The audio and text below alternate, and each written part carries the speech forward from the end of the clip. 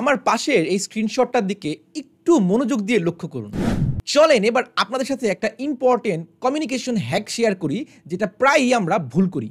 আমরা অনেক সময় ক্লায়েন্টকে বলি I will get back to you soon or I will come back to you as soon as possible. কিন্তু আপনি কি কখনো খেয়াল করেছেন এখানে এই যে I will get back to you soon, এখানে কিন্তু একটি আনসার্টেনিটি থেকে যায়। অর্থাৎ আপনার এই I will get back to you soon 5 minute হতে পারে, 20 মিনিট হতে পারে, আবার 1 ঘন্টাও হতে পারে। এই ক্ষেত্রে কিন্তু আপনি আপনার ক্লায়েন্টকে একটা আনসার্টেনিটির মধ্যে রেখে গেলেন। এইবার এই বিকাশ বা নগদের দোকানদারের দিকে একটু লক্ষ্য করুন। সে কিন্তু একদমই স্পষ্ট করে বলে দিয়েছে যে আগামী 24 তারিখ থেকে 29 তারিখ এই 5 দিন আমার দোকান বন্ধ থাকবে। সে কিন্তু চাইলেই বলতে পারতো যে আমার দোকানটি সাময়িকভাবে বন্ধ থাকবে কিংবা কিছুদিন পর আবার খোলা হবে।